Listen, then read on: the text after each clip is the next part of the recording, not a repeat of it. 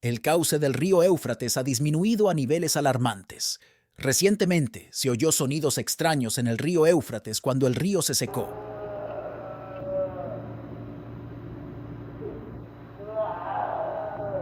La gente dice que es el grito de los ángeles caídos. ¿Es realmente el sonido de los ángeles caídos? ¿Podrían ser los 4 ángeles caídos? Acompáñame para descifrar estos misterios. Empecemos. El río Éufrates, que serpentea a través de lo que hoy es Irak y se extiende hacia Siria y Turquía, fue uno de los 2 ríos principales de la antigua Mesopotamia, ubicada en el creciente fértil. Este río es mencionado por primera vez en la Biblia como uno de los 4 ríos que fluían desde el jardín del Edén, Génesis 2:14. Su importancia también se destaca en otros textos bíblicos, así como en literatura no canónica y en el Nuevo Testamento cristiano. Para muchos cristianos, el Éufrates adquiere especial relevancia debido a su asociación con eventos proféticos, como la caída de los 4 ángeles, que se menciona en la Biblia en relación con el río cuando se seca por completo. No obstante, surgió recientemente un video inquietante que mostraba un lugar emitiendo sonidos extraños. Se afirmaba que el sitio se encontraba a lo largo del río Éufrates y que los sonidos provenían desde debajo de la tierra, emergiendo a través de una grieta. Los lugareños, confundiéndolo con las voces de ángeles caídos encadenados, clamaron por ayuda. ¿Podría estar cumpliéndose una profecía bíblica? ¿Son estos sonidos realmente atribuibles a ángeles caídos? Es cierto que el video podría ser un engaño y no necesariamente evidencia de un evento sobrenatural, especialmente si no hay más pruebas disponibles. No obstante, según las Escrituras, se menciona que hay 4 ángeles atados en el río Éufrates y que, cuando sean liberados, desencadenarán un evento catastrófico que resultará en la muerte de 1/3 de la humanidad, con la participación de un ejército de 200 millones de jinetes. La naturaleza exacta de estos jinetes es objeto de especulación, pudiendo ser entidades sobrenaturales o algún tipo de tecnología avanzada. A pesar de la incertidumbre, las Escrituras predicen que este evento ocurrirá. Por ejemplo, en Revelación 9:14-15 se menciona: diciendo al 6º ángel que tenía la trompeta, desata a los 4 ángeles que están atados junto al gran río Éufrates. Y fueron desatados los 4 ángeles que estaban preparados para la hora, el día, el mes y el año. Además, la Biblia menciona bestias atrapadas en el abismo que serán liberadas en los últimos días. Un ángel o un ángel caído desbloqueará el abismo en un momento y lugar específicos en la tierra. Apocalipsis 9:1 dice: y el 5º ángel tocó la trompeta, y vi una estrella que cayó del cielo a la tierra, y se le dio la llave del pozo del abismo. Apocalipsis 9:3 añade: y del humo salieron langostas sobre la tierra, y se les dio poder como tienen poder los escorpiones de la tierra. Estas langostas emergerán y causarán destrucción generalizada. El abismo parece estar ubicado en la tierra, pero también podría ser un portal a otra dimensión. También es posible que los gigantes y las criaturas híbridas mencionadas en Génesis 6 reaparezcan en los últimos días. Estos seres existieron antes del diluvio y regresaron, como lo demuestra la historia de David y Goliat. Así, es evidente que tales gigantes estuvieron presentes nuevamente en la tierra. Jesús indicó que el período antes de su regreso sería similar a los días de Noé. Mateo 24:37. Jesús dijo: como en los días de Noé, así será la venida del Hijo del Hombre. Esta comparación puede interpretarse de varias maneras, pero sugiere que ocurrirán eventos catastróficos en los últimos días. Lucas 21:26 advierte que los corazones de los hombres desfallecerán de miedo al ver lo que está por venir sobre la tierra, porque los poderes de los cielos serán sacudidos. Vemos cómo las profecías bíblicas se están desarrollando continuamente, tal como lo han hecho desde el principio de los tiempos. Parece que el mundo y la sociedad se están alineando con las profecías de los últimos días. La gente se burlará y dudará de nosotros mientras observamos las señales y vinculamos los eventos actuales con las profecías bíblicas. Segunda de Pedro 3 del 3 al 4 predice esto: Ante todo, debéis saber que en los últimos días vendrán burladores con sus burlas, andando según sus propias pasiones y diciendo: ¿dónde está la promesa de su venida? Porque desde que los padres durmieron, todas las cosas permanecen, así como desde el principio de la creación. Este escepticismo en sí mismo es un cumplimiento de las profecías de los tiempos finales. ¿Quiénes son los 4 ángeles caídos? Para entender más sobre estos ángeles, examinemos lo que dice la Biblia. Apocalipsis 9 del 13 al 21 ofrece algunas referencias. En el versículo 13, el sexto ángel toca su trompeta y se escucha un sonido desde los 4 cuernos del altar de oro delante de Dios. El versículo 14 instruye al sexto ángel con la trompeta a soltar a los 4 ángeles encarcelados en el gran río Éufrates. Estos 4 ángeles, retenidos hasta esta hora, día, mes y año específicos, son liberados. El versículo 15 dice que había el doble de soldados montados que 10,000 veces 10,000. El versículo 17 describe los caballos y los jinetes vistos en la visión. Sus corazas eran de un rojo llameante, azul oscuro y amarillo como el azufre. Las cabezas de los caballos se parecían a las de los leones, y de sus bocas salían fuego, humo y azufre. El versículo 19 explica que la fuerza de los caballos estaba en sus bocas y colas, que eran como serpientes con cabezas que causaban daño. El versículo 20 señala que las personas que sobrevivieron a las plagas no se arrepintieron de sus obras. Continuaron adorando a demonios e ídolos de oro, plata, bronce, piedra y madera, ídolos que no pueden ver, oír ni caminar. El libro de Apocalipsis indica que Dios controla estos eventos, permitiendo o decretando que cada uno ocurra en los tiempos finales. El mal no dominará el mundo libremente, ya que estas entidades están atadas. Los demonios son ángeles caídos a menudo encadenados en la oscuridad, como se menciona en 2 de Pedro 2:4. Los ángeles de Dios, a diferencia de algunos de los ángeles caídos, no están atados sino libres. El pasaje de Efesios 6:12 nos recuerda que nuestra lucha es de naturaleza espiritual, enfrentándonos a fuerzas malignas en los reinos celestiales más que a oponentes físicos. El valle del Éufrates, donde se encuentran los 4 ángeles mencionados en Apocalipsis, ha sido testigo de una larga historia de conflicto humano. Desde los primeros relatos bíblicos, como el de la confederación bélica en Génesis 14 y el trágico suceso registrado en Génesis 4:8 entre Caín y Abel, hasta la posterior propagación de la idolatría babilónica, esta región ha sido un centro de actividad espiritualmente adversa. Apocalipsis 9:13 al 21 proporciona más detalles sobre un ejército de 200 millones de jinetes, montando caballos con cabezas de león y colas de serpiente. Estos jinetes son permitidos cruzar el río Éufrates por los 4 ángeles que están allí. Se sugiere que este ejército podría estar relacionado de alguna manera con el enjambre de langostas mencionado anteriormente. La descripción de estos 200 millones de jinetes y sus caballos con características híbridas es altamente simbólica. A pesar de esta devastación, la sociedad restante se niega a arrepentirse de sus pecados, incluyendo la idolatría, las hechicerías y la inmoralidad. Este rechazo al arrepentimiento muestra la dureza del corazón humano y su resistencia a la gracia y la redención, incluso en medio del juicio divino.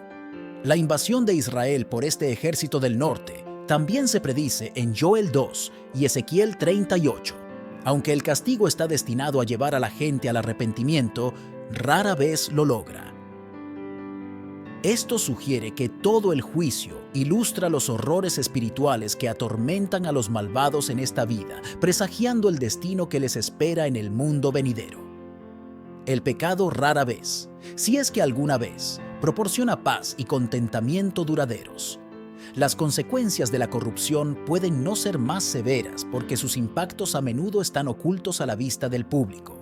En resumen, Apocalipsis 9 describe una estrella cayendo del cielo a la tierra durante el juicio de la quinta trompeta. Esta estrella recibe la llave del abismo. Usando esta llave, Satanás libera una horda de demonios sobrenaturales que se asemejan a langostas. Estos demonios atormentan a los incrédulos durante 5 meses, se asemejan a caballos de guerra y son liderados por un gobernante llamado Apolión, que significa destructor. Durante el juicio de la sexta trompeta, Juan ve a 4 ángeles liberados del río Éufrates. Su liberación coincide con la aparición de un ejército de 200 millones de jinetes. ¿Quién es este ejército? A pesar de las críticas y los intentos de desestimar estas historias como fabricaciones, los creyentes insisten en que las profecías de la Biblia son precisas. El libro de Apocalipsis predice la liberación de estos ángeles caídos y las señales de su inminente liberación se están volviendo más visibles a medida que los eventos se desarrollan. Los cristianos están vigilantes, conscientes de que el cumplimiento de la profecía se está acercando. Los eventos que tienen lugar a lo largo del río Éufrates son señales claras de la inminente llegada del rapto. Por lo tanto, en estos últimos días es imperativo servir al Señor con fervor. Adentrarse en el libro de Apocalipsis es crucial para comprender plenamente los eventos en curso. En sus páginas descubrimos conocimientos sobre las identidades de los ángeles caídos, su destino tras la expulsión del cielo y el impacto potencial de su presencia en nuestras vidas. Además, Apocalipsis ofrece una profunda comprensión de las perspectivas de Dios sobre el pecado, el juicio, la redención y otros conceptos espirituales. En esencia, el libro del Apocalipsis proporciona una sabiduría invaluable para descifrar los enigmáticos gritos de los ángeles caídos bajo el Éufrates. Independientemente de las circunstancias, la vigilancia hacia las señales proféticas del Apocalipsis es primordial para la preparación espiritual y física. A pesar de su representación de eventos sombríos de los últimos tiempos, Apocalipsis también infunde esperanza al afirmar el regreso de Jesús para el juicio y la justicia. Además, este libro brinda consuelo al asegurar la vida eterna en el cielo para los fieles. ¿Por qué Dios nos hace esperar hasta su segunda venida si han pasado 2000 años desde que Cristo vino? Es un tema que muchos creyentes se cuestionan. Permíteme compartir contigo algunas ideas de las Escrituras que pueden ayudar a arrojar luz sobre este asunto. En la Biblia encontramos que el tiempo de Dios es perfecto y basado en su sabiduría divina. La demora en el regreso de Cristo puede entenderse en el contexto de la misericordia, paciencia y el deseo de Dios de que todas las personas alcancen la salvación. Un pasaje clave que aborda este tema se encuentra en 2 de Pedro 3:9, que dice: «El Señor no tarda en cumplir su promesa, como algunos entienden la tardanza. Más bien, Él es paciente con ustedes, no queriendo que nadie perezca, sino que todos se arrepientan». De este versículo, podemos deducir que la aparente demora en el regreso de Cristo es una demostración de su gracia y paciencia, proporcionando suficiente oportunidad para que más personas se vuelvan a Él y sean salvadas. El objetivo final de Dios es ver que tantas almas como sea posible lleguen a conocer y aceptar su regalo de salvación a través de Jesucristo. Otro pasaje importante a considerar es Mateo 24:36, que dice: «Pero en cuanto a ese día o esa hora, nadie lo sabe, ni los ángeles en el cielo ni el Hijo, sino solo el Padre». Este versículo nos recuerda que el momento del regreso de Cristo solo es conocido por Dios el Padre y nos sirve como un recordatorio para vivir nuestras vidas en un estado de preparación constante, enfocándonos en compartir el Evangelio con los demás y viviendo en obediencia a la voluntad de Dios. Por lo tanto, la razón bíblica para la demora en el regreso de Dios se basa en su misericordia y paciencia. Dios desea que más personas tengan la oportunidad de arrepentirse y aceptar el regalo de la salvación mediante la fe en Jesucristo. Como creyentes, nuestro papel es permanecer fieles, compartir el Evangelio y confiar en el tiempo perfecto de Dios. Es natural que surjan dudas sobre la segunda venida de Jesús, especialmente en momentos de tragedia o debido a predicciones fallidas, lo que puede sembrar semillas de incredulidad si no se manejan adecuadamente. Sin embargo, la fe implica confiar en Dios incluso en medio de la incertidumbre, manteniendo la esperanza en su promesa de regresar en su tiempo perfecto. Aunque el sufrimiento y las tragedias abundan en el mundo, la comunidad cristiana ofrece apoyo y consuelo, recordándonos la importancia de confiar en el amor y la bondad de Dios. Mantenernos arraigados en la verdad de su palabra nos fortalece para superar las dudas y mantener nuestra esperanza en el futuro prometido por Dios. Afortunadamente, las preguntas sobre la segunda venida no son nuevas. De hecho, las dudas surgieron poco después de la resurrección y ascensión de Jesús. Podemos encontrar respuestas a nuestras dudas en las páginas del Nuevo Testamento. Responder a las dudas con la verdad es fundamental, y un lugar para hacerlo es en 2 de Pedro 3. Allí, Pedro advierte que vendrán burladores que se reirán de aquellos que aún esperan el regreso de Jesús. Dirán, ¿dónde está la promesa de su venida? ¿Cómo debemos pensar sobre la segunda venida de Cristo en medio de las burlas de un mundo escéptico y nuestras propias mentes llenas de dudas? Pedro ofrece 3 respuestas teológicas para que consideremos. Dios está activo. Puede parecer que Dios no está activo en nuestro mundo, que se ha distanciado del desorden que hemos creado, pero Pedro dice que no es así. Dios está muy involucrado en nuestro mundo. Al señalar la creación, Pedro nos recuerda que Dios estuvo activo en el pasado. También menciona el diluvio en los días de Noé, demostrando que Dios ha intervenido en el mundo y que sigue activo ahora. Pedro dice que el mundo está reservado y mantenido por Dios incluso ahora para el día del juicio.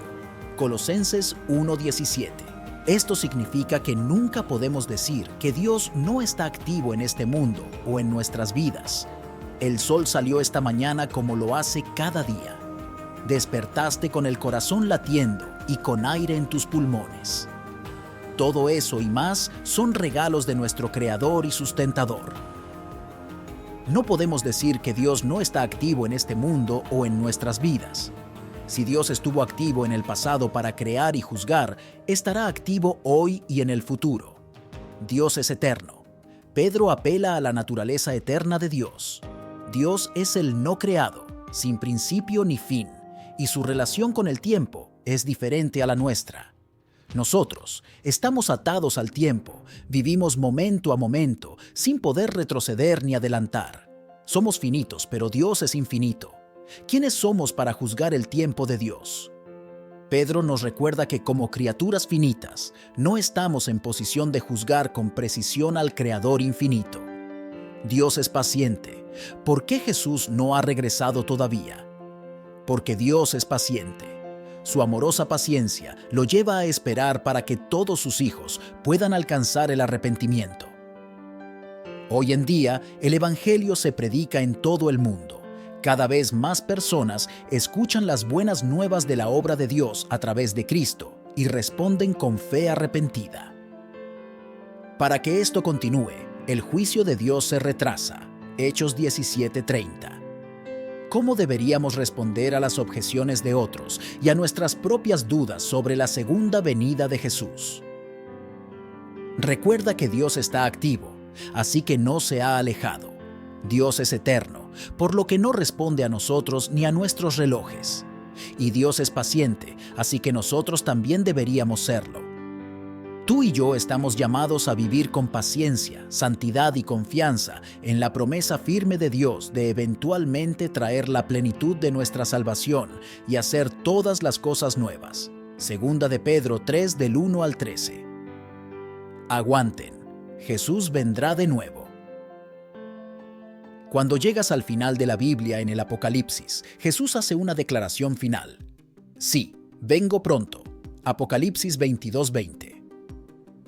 Basándonos en esta declaración, si le preguntas a un creyente si Jesús regresará pronto, es probable que diga que sí, porque cree en lo que Jesús dijo. Estoy de acuerdo con ellos. Cuando Jesús fue llevado al cielo y una nube lo recibió fuera de la vista, 2 mensajeros celestiales aparecieron a los hombres de Galilea y dijeron: Este mismo Jesús, que ha sido tomado de vosotros al cielo, vendrá de la misma manera que le habéis visto ir al cielo. Hechos 1:11. Jesús subió en una nube y volverá de la misma manera. Entonces verán al Hijo del Hombre viniendo en las nubes con gran poder y gloria. Marcos 13:26. Nadie sabe el momento exacto de su venida, pero del día y la hora nadie sabe, ni siquiera los ángeles del cielo, sino solo el Padre. Mateo 24:36. Sin embargo, podemos saber cuándo su venida está cerca. Así también vosotros, cuando veáis todas estas cosas, sabed que está cerca, a las puertas. Mateo 24:33. ¿Cuál será la condición del mundo cuando Jesús regrese? Pero como en los días de Noé, así será la venida del Hijo del Hombre. Porque en los días antes del diluvio estaban comiendo y bebiendo, casándose y dando en matrimonio, hasta el día en que Noé entró en el arca, y no supieron hasta que vino el diluvio y se los llevó a todos. Así será también la venida del Hijo del Hombre. Mateo 24 del 37 al 39. Quien no puede entender plenamente esto, en el fin del mundo, la maldad y la despreocupación serán como en los días de Noé. En los últimos días vendrán tiempos peligrosos, pero los hombres malvados y los engañadores irán de mal en peor, engañando y siendo engañados. 2 Timoteo 3:13. Los más profundos engaños estarán sobre la gente en el tiempo del fin. Estarán diciendo paz y seguridad, y entonces vendrá sobre ellos destrucción repentina, justo antes de la segunda venida del Salvador. El pasaje de Apocalipsis 20 del 8 al 9 describe cómo, mientras Dios reúne a su pueblo de Israel disperso, Satanás saldrá a engañar a las naciones en todas las partes del mundo, conocidas como Gog y Magog, para reunirlas en batalla contra los santos y la ciudad amada de Dios. Este evento simboliza la apostasía y la rebelión contra Dios en los últimos días, con un gran número de personas siendo engañadas y unidas en contra de los fieles seguidores de Dios. La imagen de las naciones rodeando el campamento de los santos y la ciudad amada representa un enfrentamiento final entre las fuerzas del bien y del mal antes del juicio final y el establecimiento del reino eterno de Dios. ¿Qué les espera a los malvados cuando llegue el inminente y trascendental día del Señor? La Biblia nos ofrece una descripción clara del juicio reservado para aquellos que rechazan a Dios, según 2 de Tesalonicenses 1 del 7 al 9. Y a vosotros, que enfrentáis tribulaciones, os daremos descanso junto a nosotros, cuando el Señor Jesús se revele desde el cielo con sus poderosos ángeles, envuelto en una llama de fuego, para impartir justa retribución a aquellos que no conocen a Dios y desobedecen las buenas nuevas de nuestro Señor Jesucristo. Estos sufrirán la pena de la perdición eterna, alejados de la presencia del Señor y de la esplendorosa manifestación de su poder. Este pasaje nos indica que Jesús retornará acompañado de sus ángeles poderosos y envuelto en una ardiente manifestación de justicia. Castigará a quienes no reconocen a Dios ni obedecen su mensaje redentor. Estos individuos enfrentarán una condenación eterna, separados para siempre de la presencia divina y del resplandor de su poder. Este mismo fuego divino es descrito en Apocalipsis 29, cuando desciende del cielo para consumir a Gog y Magog, quienes rodean el campamento de los fieles y la ciudad amada. Aquellos que permanecen fieles pueden hallar consuelo en la certeza de que Dios es su protector. Por ende, amados, aguardando estos eventos, esforzaos para ser encontrados por Él sin mancha y sin reproche, viviendo en paz. Segunda de Pedro 3:14. El Espíritu Santo está activo en el mundo, buscando y revelando a todos aquellos dispuestos a aceptar la salvación. Eventualmente, su labor concluirá, habiendo reunido a cada corazón dispuesto. Entonces, tal como Jesús ascendió al cielo, regresará para ejecutar justicia sobre aquellos que rechazaron a Dios y para recibir a los suyos. Una vez cumplida su misión, todo será entregado al Padre, consumando la unidad final. Por lo tanto, estad preparados, porque el Hijo del Hombre llegará en el momento menos esperado. Mateo 24:44. ¿Quién escribió la Biblia? La Biblia, una colección de 66 libros, fue escrita por alrededor de 40 autores diferentes a lo largo de un período de aproximadamente 1500 años. A pesar de la diversidad de autoría, la Biblia afirma que todas sus escrituras fueron inspiradas por un único autor último, Dios mismo. Toda la escritura es inspirada por Dios. Segunda de Timoteo 3:16. Jesús enfatizó la importancia de la palabra de Dios, diciendo: no solo de pan vivirá el hombre, sino de toda palabra de Dios. Lucas 4:4. Isaías 48 nos asegura: la palabra de nuestro Dios permanece para siempre. Además, Jesús declaró que la Escritura no puede ser quebrantada. Juan 10:35. La Biblia se describe como viva y eficaz, y más cortante que toda espada de dos filos, y penetra hasta partir el alma y el espíritu, las coyunturas y los tuétanos, y discierne los pensamientos y las intenciones del corazón. Hebreos 4:12.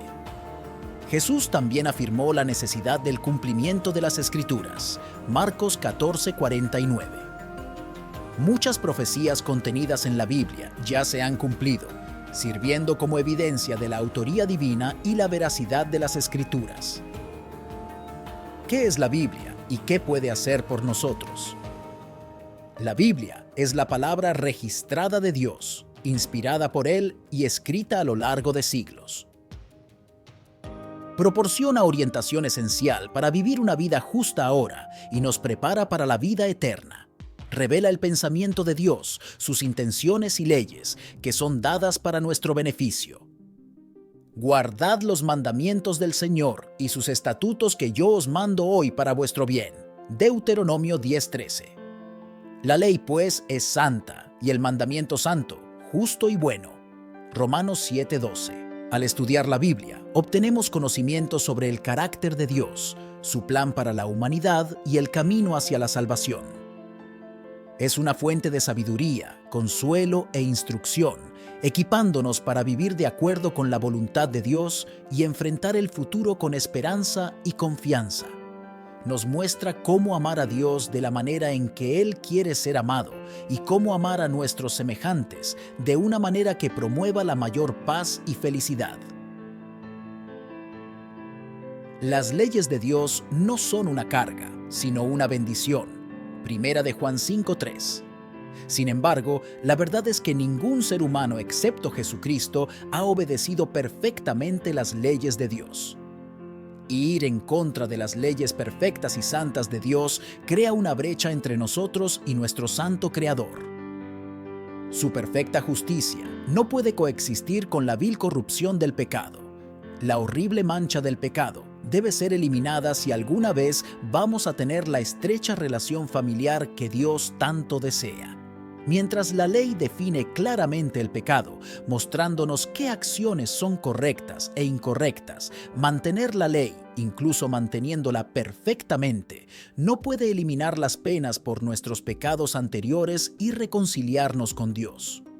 Somos salvos para hacer buenas obras, no por las buenas obras. Efesios 2:10. La gracia de Dios, su amor y misericordia, y todos sus generosos dones hacen posible la reconciliación. La gracia no elimina las leyes beneficiosas, sino que a través del sacrificio de Cristo, paga el castigo del pecado. No es un caso de ley versus gracia. La revelación de Dios es que la ley y la gracia trabajan juntas. Entonces, ¿por qué tantos hoy creen que la gracia abole la ley de Dios o que están en desacuerdo? En esta sección, examinamos cuidadosamente las enseñanzas de la Biblia sobre la ley y la gracia para ver lo que Dios realmente pretendía. Una de las secciones de las Escrituras que revela claramente la enseñanza de Jesús sobre la ley y la gracia es aquella en la que una adúltera fue llevada ante él para ver si pronunciaría la pena exigida por la ley. Juan 8 del 1 al 11. Al principio, Jesús guardó silencio y escribió algo en el polvo con su dedo. Presionado por los acusadores para que emitiera un juicio, les dijo: El que de vosotros esté libre de pecado, sea el primero en arrojar la piedra contra ella. Nadie se adelantó, y lentamente se dispersaron entre la multitud del templo. cuando todos los acusadores se fueron sin condenar a la mujer, Jesús, el único que verdaderamente era sin pecado, tampoco la condenó. «Vete y no peques más», le dijo. Por la gracia de Dios, Jesús perdonó a la mujer de la muerte por algo de lo que ciertamente era culpable. ¿Qué enseñó Jesús sobre la ley? Esto también se revela en el relato anterior. No le dijo a la mujer que era libre de seguir como antes, como si no hubiera sido perdonada. Quería que cambiara su forma de vivir, que se arrepintiera. Básicamente, le dijo, ahora ve y compórtate. Jesús guardó y enseñó los 10 mandamientos. Debería comportarse según las normas cambiantes de lo que la sociedad acepta como un comportamiento tolerable, o debería comportarse según lo que ella consideraba una forma aceptable de vivir. La respuesta es no a ambas preguntas.